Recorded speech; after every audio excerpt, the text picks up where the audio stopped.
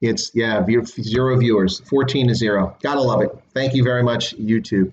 What is the deal here? It's not like this is controversial content. It's not like we're being abusive to anybody. It's not like anything bad is happening here. So I really don't understand how and why we're dropping off. Zero folks. I had 21 folks on that stream, and it didn't go for very long, 20 minutes. So now they're dropping me off every 20 minutes. You gotta love it. You absolutely gotta love it. Well, while I wait for folks to come back and rejoin, in case people start tuning into this, what you realize now, this will now be labeled as part 3 of today's live stream, Stray Voltage. This is an effort by me to talk about random topics that are interested in Africa and also here in the United States, or for those interested in Africa. So while I wait for folks to come back, I see Paulie's back. Thanks for making it. I don't know what's going on with YouTube. Anyway, since I'm not paying for the stream, I guess I really don't have much basis to complain, but nonetheless, it is frustrating for people trying to listen to the stream. So I'm going to, while Paulie, if you don't mind, while I wait for folks to come back, and I think you joined late, I'm just going to run through the figures for COVID-19 again, the most recent ones, while we wait for people to come back. That way there's no dead air time and people don't miss out on the conversation. So here we are back now for what will be labeled part 3 of this live stream, Stray Voltage, as a consequence of being knocked off the net twice now. All right, so around the world today, the 20th of April, 2020, we have 2.424419, 2,424,419 confirmed cases of COVID-19 around the world today, with 166,000, no one else is coming on here, that's crazy. All right, with 166,256 fatalities attributed to it. Here in the United States, 749,666 cases of COVID-19. Yeah, YouTube is censoring me. I got to wonder about that. Yeah, so I got 2 people back now. IC3ZA, I'm just running through very quickly the COVID-19 stats again, so please hang in there for me, and I'll get back to the discussion, giving people a chance to rejoin us here. It's a little frustrating. And the reason I'm talking about this is so there isn't simply dead air. This will now be labeled, identified as part 3. Part 3, here we go. Block my hand. Part 3 of the live stream on Stray Voltage for today, since I dropped off again. I guess the good news here is at least I'm becoming more aware of when I've dropped offline.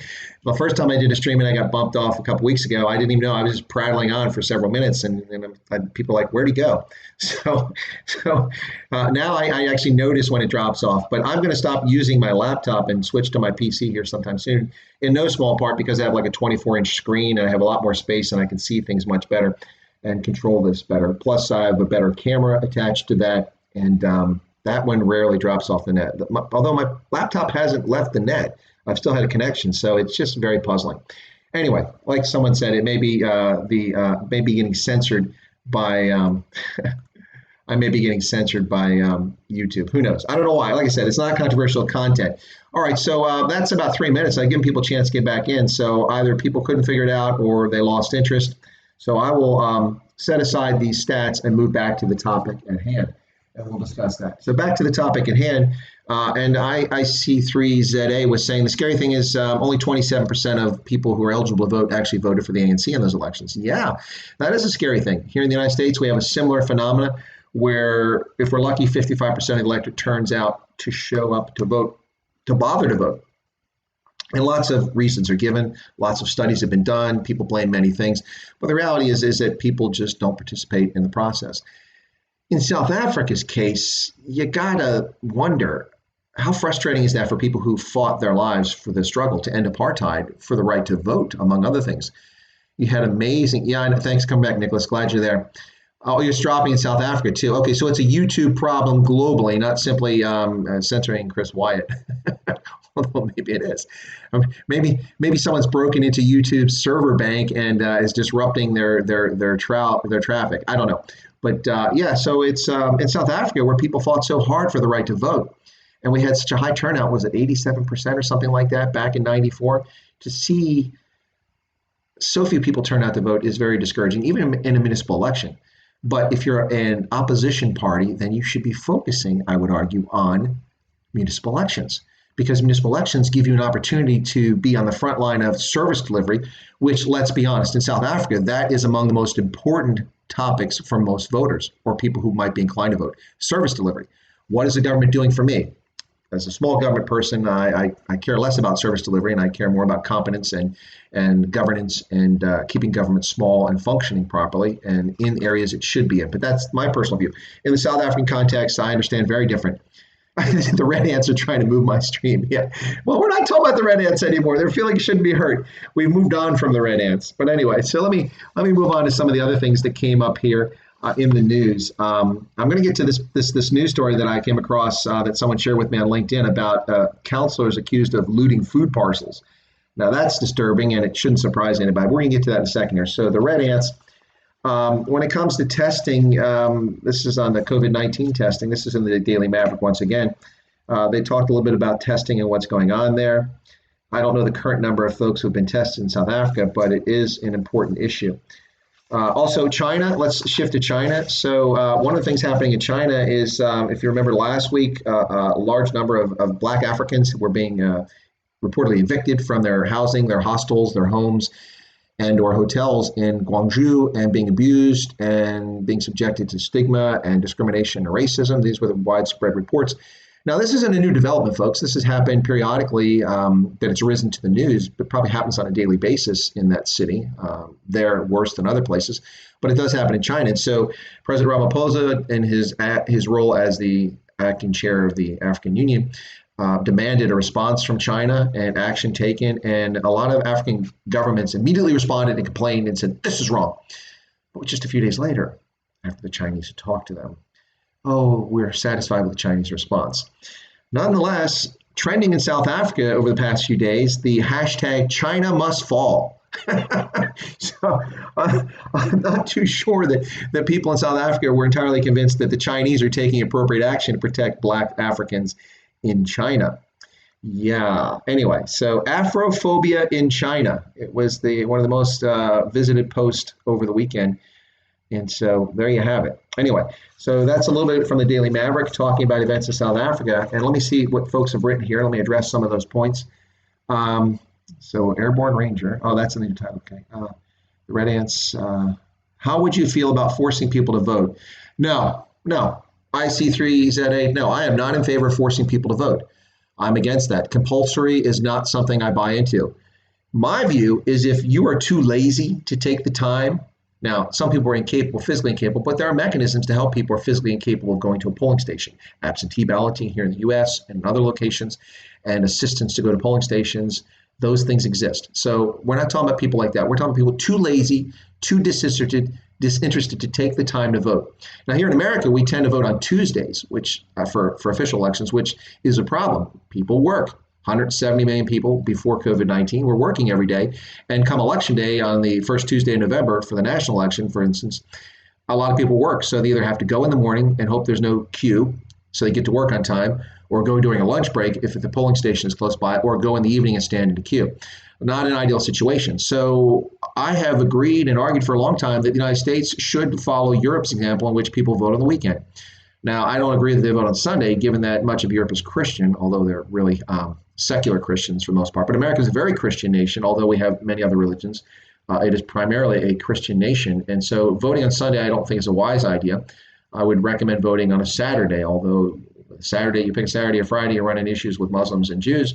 But we should accommodate the majority of voters, I think. So anyway, so yeah, I think we should vote on Sundays, but compulsory, I am not into compulsory voting at all. I'm perfectly content if people are too lazy to vote to not bother voting. They can moan and complain and whine all they want. If you don't participate in the process when you're eligible, then I've got no use for you. I'll listen to your complaint, but I'm not a politician. If I'm a politician, maybe I'll do something about it. But just as a private citizen, complain all you want. If you want to change, change things, you have to participate. Same in South Africa. I don't agree with forcing people to vote. That doesn't accomplish anything. And if I remember, I'll come back to a story about Ghana and an election that I was there after the election taking place and just how things unfolded. But let's see what else we got here.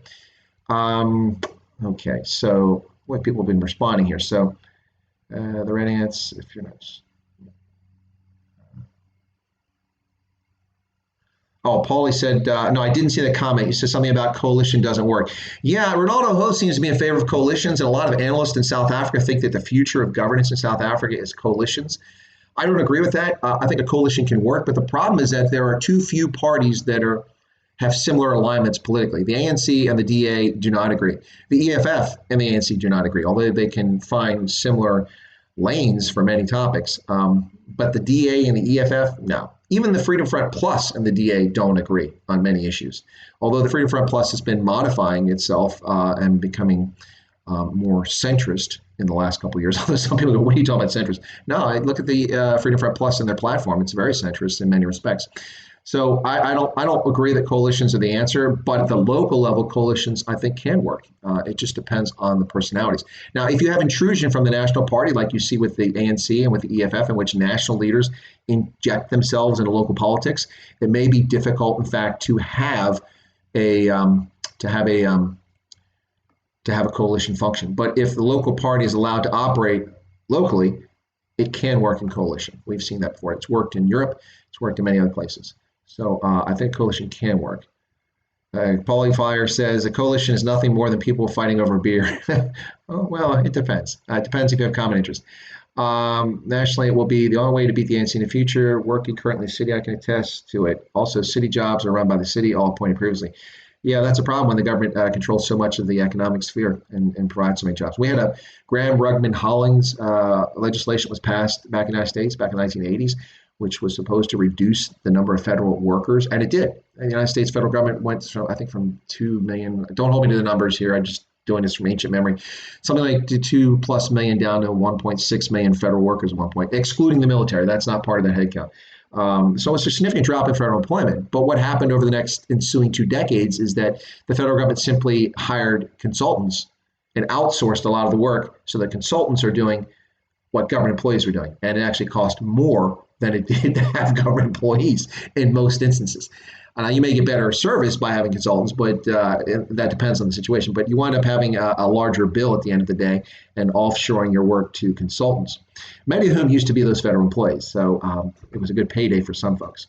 Let's see what else we got here. Africans not allowed in certain Chinese hotels for many years, yet ANC still adores them. Yeah, it's if you're talking about Chinese hotels, owned hotels in South Africa, yeah, the Chinese in much of Africa, not to rant against Chinese, I'm not hating on the Chinese, but the reality is that in most of Africa, where you find the ethnic Chinese over the past 30 years, they tend to cluster together.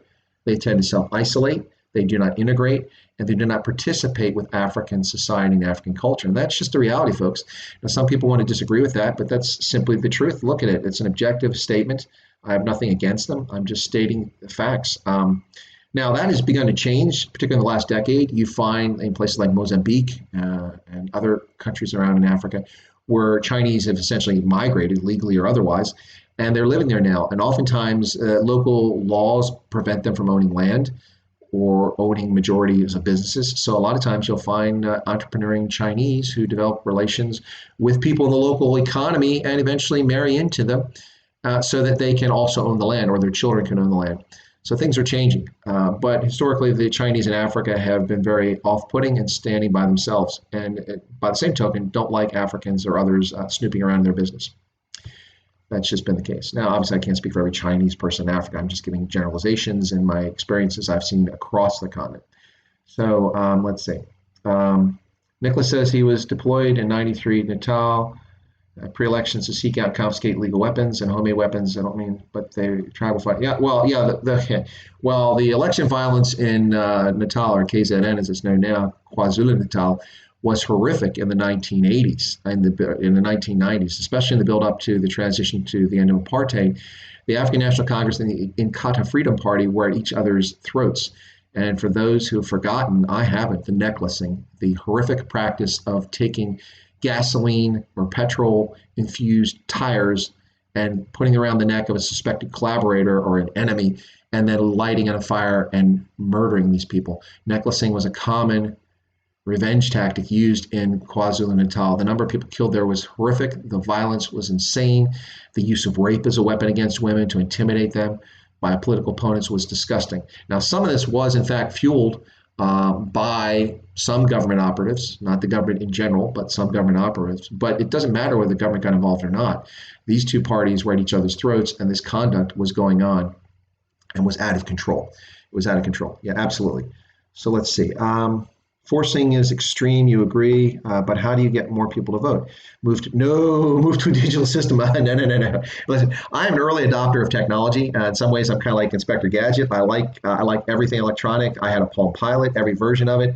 I've been with computers since I used IBM data punch cards. Yes, that does date me, and I guess the Father Christmas beard makes me look older than I am now, or maybe it makes me look my age. But I've always been an early adopter of all technology, and I am a firm believer in the internet and access, open access, and things like that. But I will tell you that digital elections are so vulnerable to manipulation and fraud that it's unacceptable. If someone pushes a button and it's stored on a disk, that could be wiped out, could be altered without anyone even being able to determine that it happened without a forensic analysis. Whereas if you have a piece of paper, there can be fraud there. But if one voter walks in and has one ballot and punches one thing, a hanging chad, and drops that in a box, as long as there is positive control of those documents and of the identity of the person who voted to confirm that they were eligible when they cast that ballot, then that is as secure as we can get in a secret election. And people should be able to vote in secret. You shouldn't be forced to vote so that people see what it is you're voting on or who you're voting for. That does not work very well. So I am adamantly opposed to electronic voting. I'm also adamantly opposed to mail-in voting. Now, that may sound a little ironic and perhaps a bit hypocritical. Let me explain here. Under part 3 of our stream, it's time for another imbibe here. Let me explain by ironic. I spent 1989 until 2019 voting by absentee ballot because I was a voter in the state of Ohio, but I didn't live in Ohio because I was in the military and living all over the world. So each and every election from 1989 until 2019, I voted, but I had to vote by absentee. It's a federal application. I send it into my local voting board. They review it. They confirm who I am. But I had been there physically and present identification and registered to vote initially. Beyond that, every time that I went to Ohio, which was several times during that 30-year period, I would go back to the Board of Elections and stop in just to make sure that they had my ballots and present my identification without being asked to do it to confirm that this was in fact me who was voting. It's interesting, I lost faith in the absentee ballot briefly around the 2000 election because of conduct by Al Gore's campaign to exclude military absentee ballots in Florida. Their fraudulent and disgraceful effort to defraud military voters from having their vote count in Florida nearly threw the election to Al Gore in 2000. And so I lost confidence and faith that my absentee ballots had ever been counted. So my next trip in 2001 to Ohio, when I came back from Tunisia, I went to Ohio on holiday and I went to the Board of Elections. And I said, listen, I'm concerned after watching what happened last year. Does my vote even get here? Do you even have a record of it? And in fact, the lady went through. She had a file with my name. She pulled the card out, and they had listed there each and every ballot that I had sent in over the past, at that point, 11 or 12 years that I had voted. And they had the date that was received and the date that the vote was counted. Now, Ohio has a strange election law that if you don't have a certain distance between candidates, that they don't necessarily have to vote or count the votes. So my vote wasn't always counted, but I was given the opportunity to vote, and had the vote been close on any particular office or ballot issue, that vote would have been added. So it reinforced my confidence in absentee balloting. But mail-in balloting, which Oregon has, all people vote in Oregon by mail-in ballot. I find that a reprehensible practice, one that I do not get behind, and I think it is not healthy for democracy to let people mail in. You know, we've got the situation here in America where our government has just handed out $1,200 to adults and $1,000 to children. So a family of four supposedly gets, $3,400. You got 2 kids, 2 adults, $3,400 in compensation or recompense for COVID-19 having shut down our economy.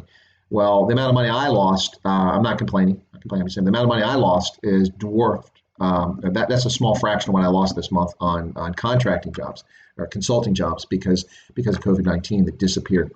But my point is, they sent that money to people based on 2018 tax returns. That was the last year we filed, 2018 in 2019.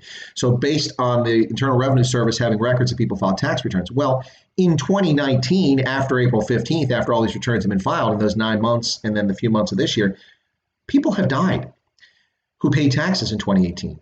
They no longer live, yet they would get checks. Now, that's an understandable, this is going to happen because the IRS doesn't get mortality statistics and names of everyone who dies in the country.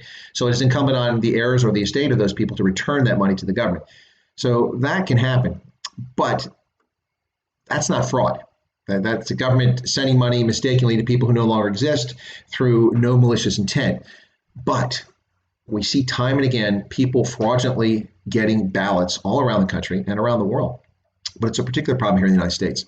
So I am adamantly opposed to mail-in ballots, except for legitimate absentee voters.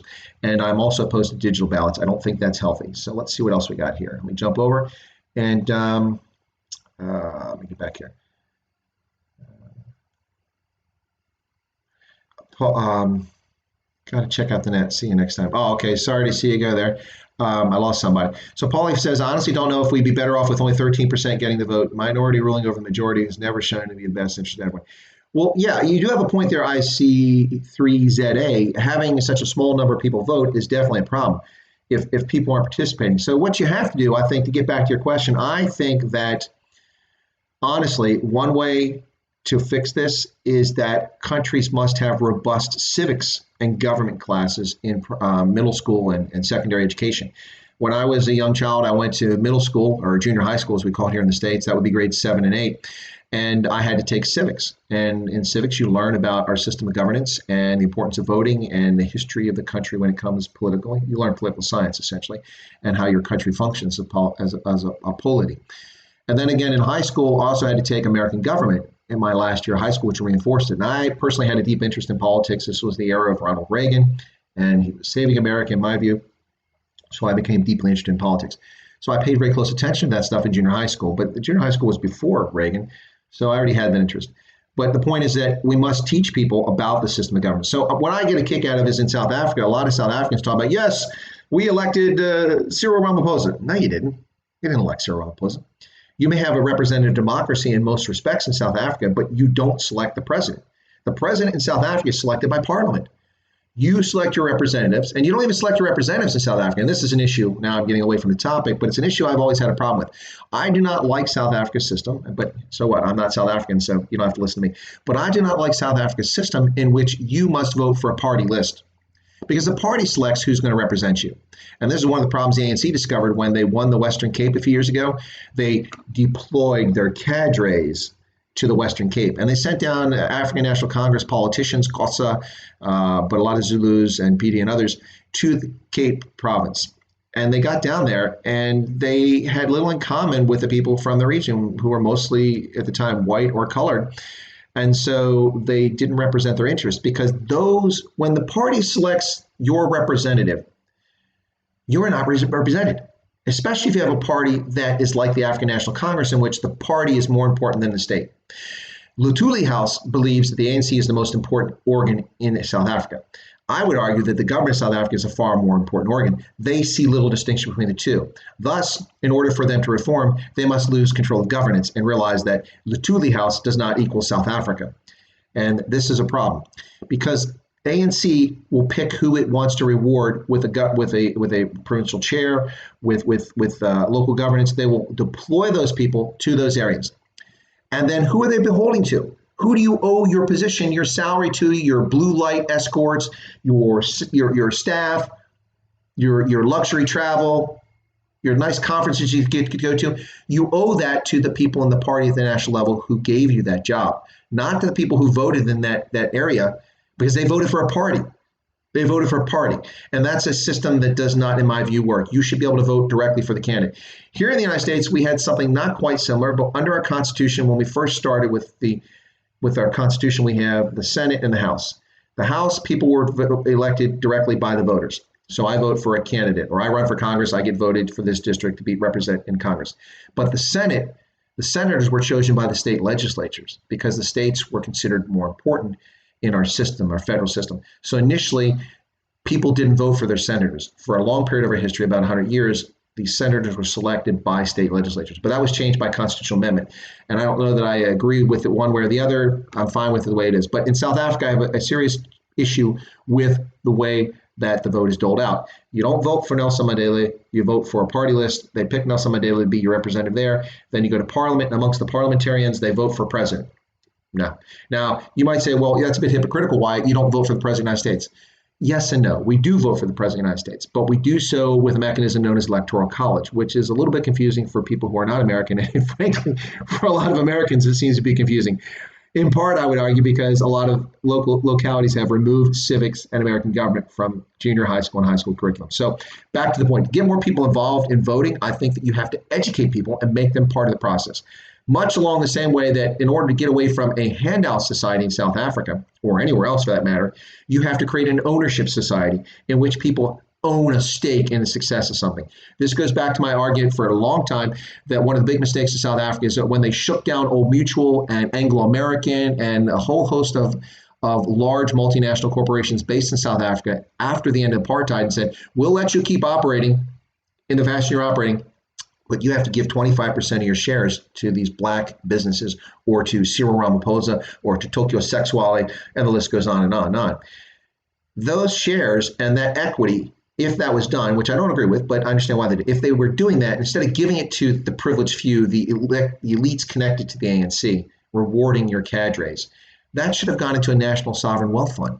And the National Sovereign Wealth Fund, every month or every quarter that it turned out dividends from dividends paid by corporations, or there was capital gains from it, or that it made money, that money should have been made available to poor South Africans, regardless of race, regardless of religion, based on their economic status, and give them a check and a statement that says you got this because as a lawful South African adult, you own a share of the National Sovereign Wealth Fund. And this is what the success of these companies in South Africa last month or last quarter did to give you a return. And this would create an ownership society, not a dependent society.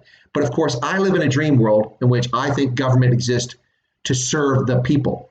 Whereas in South Africa and here in America, a lot of people seem to think that the people exist to serve the government. That's not wrong. Adam and Eve didn't have a government. Humans didn't have a government. They created governments when they banded together to serve their collective interest. All right, now there's different forms of government. We're not going to get into that. Well, let me go back and see what else we're talking about here. Other questions came up. I've gotten a little bit behind. So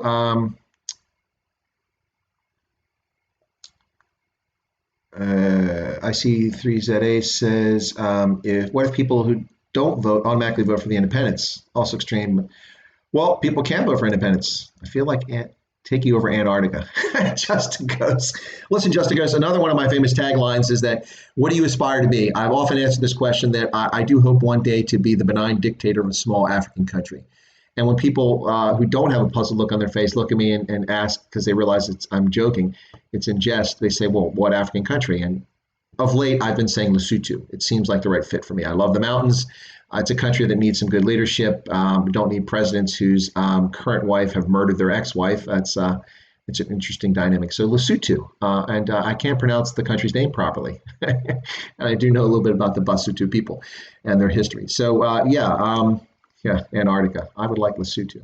All right, so Paulie says, I know it's pie in the sky. However, you know as well as I do, if it were done that way, South Africa would be far better off and right. Things would be done with the money. I missed something there. Sorry, Paulie. Nicholas, hacking with machetes, burning down shanties. Yeah, that. We're talking about the red ants again. That's disturbing. Paulie says, honestly, I don't know if we'd be better off with only getting 30%. I think I answered already. Nicholas, we pulled out 50 burnt bodies. Oh, yeah, you're talking about the 19. Yeah, okay. Yeah, that's a long time ago. Yeah, that's really sad. And that's a history, Nicholas, that isn't written about as often as it should be. People should be aware of this. You know, if we're going to spend the next 50 years blaming apartheid for all of South Africa's shortcomings, we ought to also talk about the other things that happened that weren't simply the government doing things in South Africa.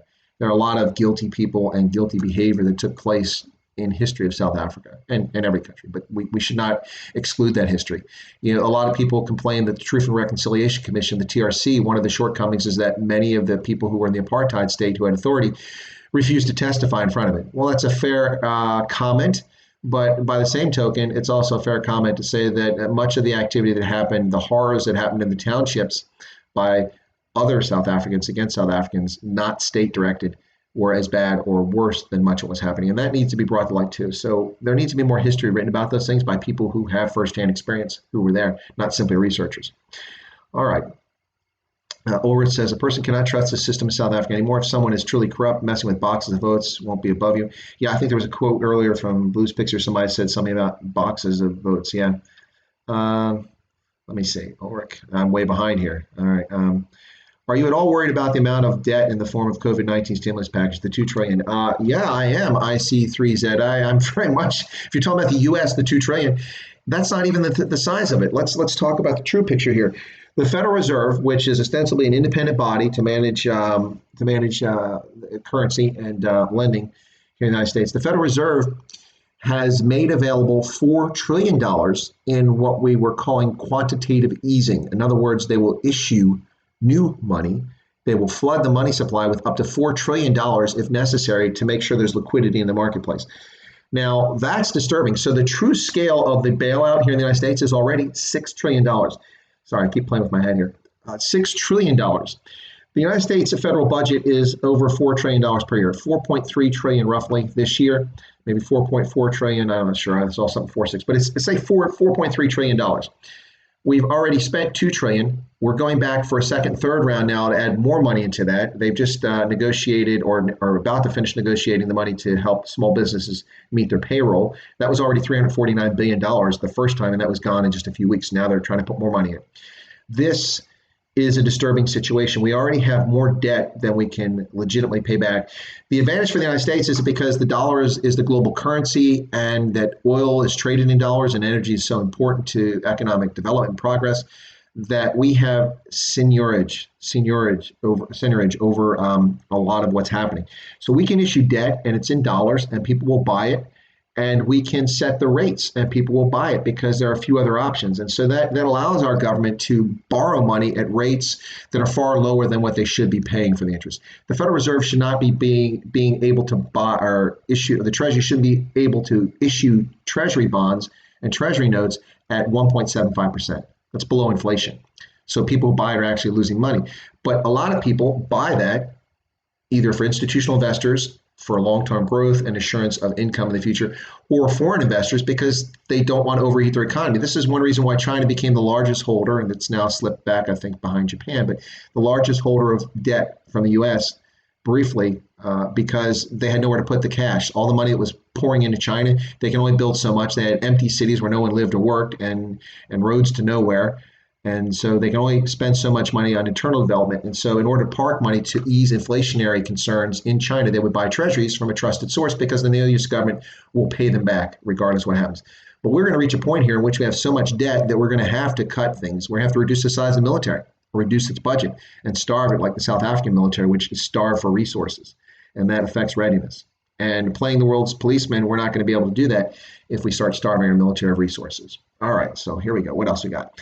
The 2 trillion disturbs me greatly. Voting for parties is disaster. Yeah. The ANC would never allow fair political school to take place in the education system. Paulie. Yeah, I think that what you're saying there is that the ANC won't allow proper, legitimate education about civics and government in school. Well, there are so many other problems with schools in South Africa that just getting that implemented in the curriculum is a pipe dream at this stage. I mean, we're talking about a government that continually lowers the matric passing level from 70 to 60 to 50 down to 40%. So you finish your high school studies, you take your examinations, and you score 40%, and you're considered a graduate. That just beggars the imagination. Again, as I've said many times, I don't want to be the person that drives on the bridge, that engineer who went off to UCT, University of Cape Town, to study engineering, for instance, or University of South Africa, UNISA, studies engineering and is a structural engineer for someone who got a 46 on their maths at the end of high school. No. Instead of lying to people, just like when the government several years ago simply stopped reporting crime statistics because they were so horrific that they didn't want people to know. They used lots of excuses, but the bottom line is that the rapes and murders were so off the charts that they simply stopped reporting. Now, they did resume later on when the pressure came off, but they simply stopped reporting because they didn't want people to know about the crime. The same sort of situation here. You can't do that. It's not healthy.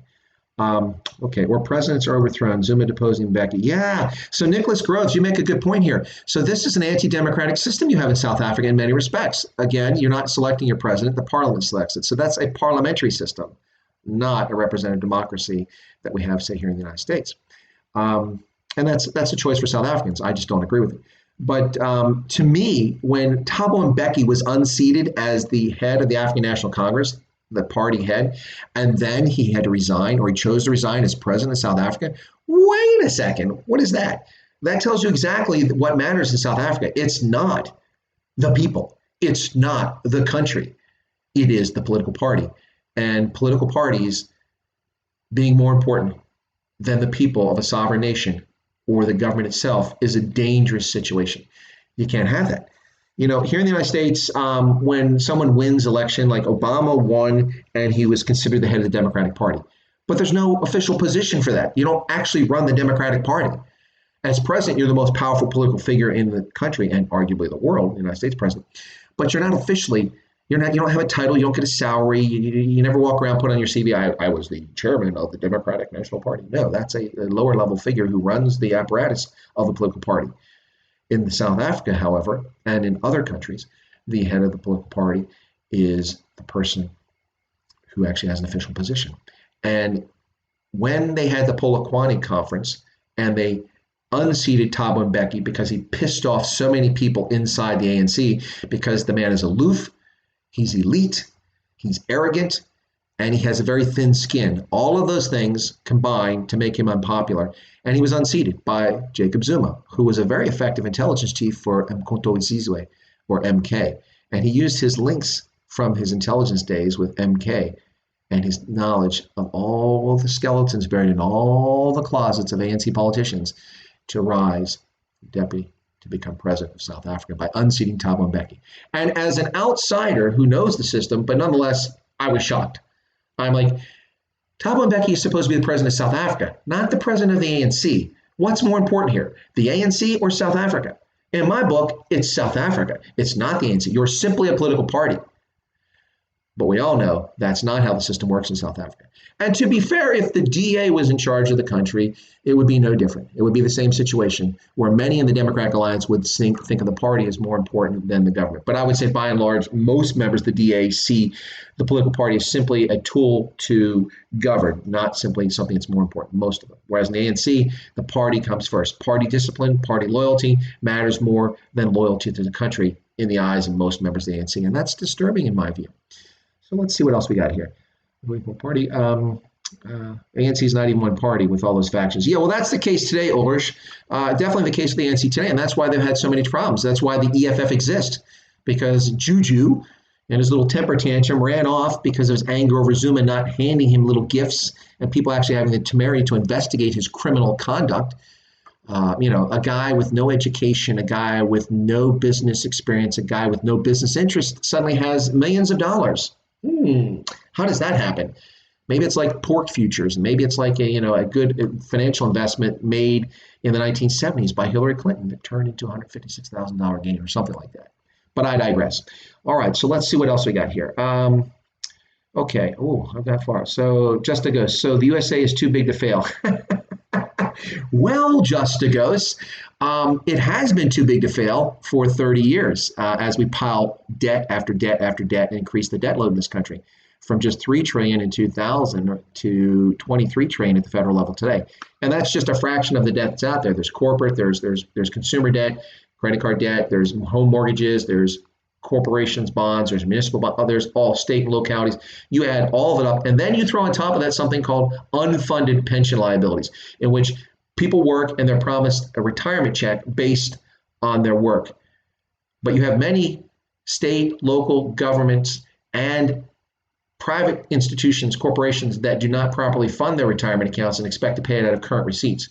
And those costs balloon over time. So when you throw unfunded pension liabilities on top of state, local, county, corporate, personal, consumer, credit, mortgage debt, the amount of debt by the United States is mind-boggling. It's well north of $100 trillion.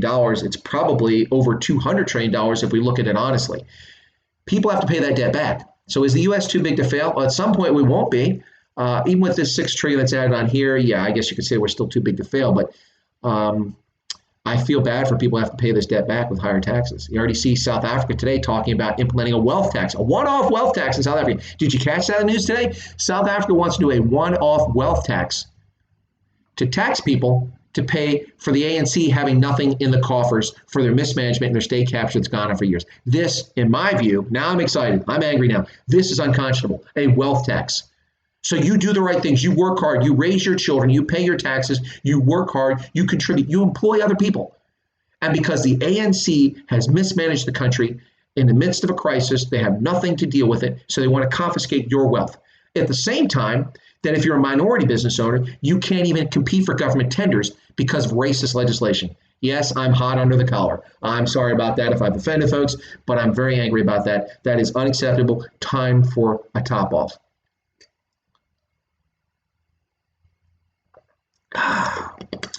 Okay, so IC3ZA says, yeah, the U.S. debt clock is at 24.47 trillion. That's just federal debt.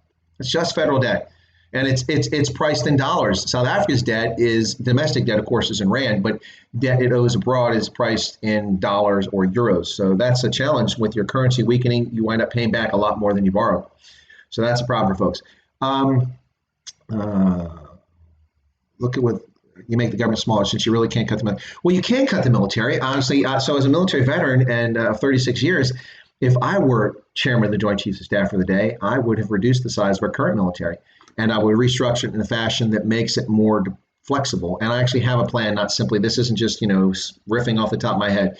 I've been talking about this for several years. The size of the Army is top heavy in many respects, and it could be adjusted in my view. That's my view. There are a lot of smart people who disagree, and a lot of smart people have different ideas. All right, so let's see. Willem Wickelspies says the ANC EFF are a manifestation of the Soviet scissors strategy. Two independent pieces of metal moving in opposite direction, cut through the same piece of paper, both controlled by the same hand. I love it. Yeah, Nicholas, 60 murders a day. Yeah, and that doesn't count all the failed attempts and the carjackings and things like that. I remember a few months back, this young white couple with their black friend on the road. It was the R21, I think it is, coming from OR Tambo, heading up towards Pretoria, and they ran out of petrol, and they were off on the side of the road. And these thugs came up from the side of the road, and they murdered the two white kids and beat the black kid, and then stole their belongings and left. Broad daylight. I think it was broad daylight. Just really sad.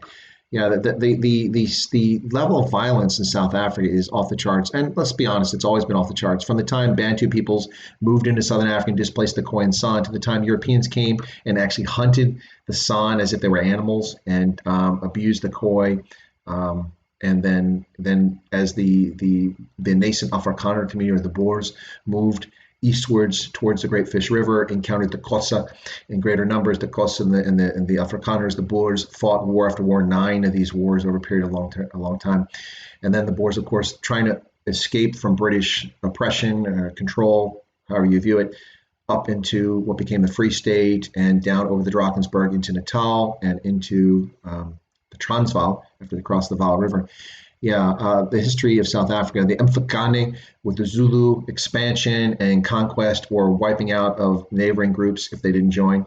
And then, of course, the Ndebele fleeing from the Zulu, moving up into the Free State and Transvaal area, and then their predation upon Tswana and Basotho peoples and others who were in the area, attacking them, murdering them, stealing from them.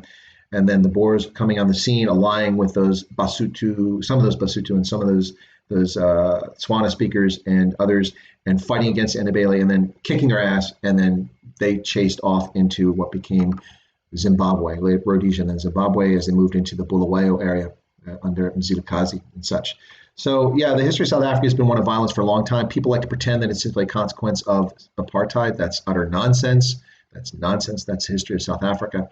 And in many respects, much of the history of the United States, we have a long history of violence too. So anyway, not a commentary on South Africa. All right, so what else we got here? So SANDF should be dismantled and a small National Guard created. Funds diverted to SAPS to improve the criminal justice system. SANDF is incompetent, cannot meet its mandate. Well, Francois Joubert, I don't know that SANDF should be dismantled, but certainly, I would agree that it's ineffective in many respects. But that has a lot more to do with the fact that SANDF is not a national defense force. The SANDF is a jobs program. What? Yes, SANDF is a jobs program. The South African National Defense Force is oriented more on meeting the needs of satisfying foreign policy goals for the African National Congress, going back to the days of Nelson Mandela and his interference or interjection into Cote d'Ivoire peace process and other things, and his promise to provide peacekeepers, which has carried over ever since then. And the reality is it is a jobs program. When you take a professional institution like a military, a professional military, and you set it up so that you hire people or you employ people based on ethnicity or perceived or government goals and inclusion, then you've abandoned all reason and you've abandoned performance. And when you abandon performance, then you get something that's less than ideal when it comes to performance. So yes, I would agree with that. The SENDEF definitely has problems. I don't know if a National Guard is the answer for South Africa, but I do agree the country does need a military. Of course, I am biased, having been a serving officer for so long. I do believe it plays a useful role, and I also think that its contribution to peacekeeping in Africa has been helpful in some cases. It's also been a disaster in other places, but it has been helpful in some cases. But what happened in Central African Republic when the SANDF came into a firefight and they performed poorly is an example of just how unprepared much of the force is for its mission. And what people don't know outside South Africa is in many of its peacekeeping missions after 2000 up until about 2012, it was very difficult to get a unit from South Africa deployed for peacekeeping because you had, for instance, SAI, South African Infantry Battalions, 1 through 6. You had many of them and had as many as 75, 78%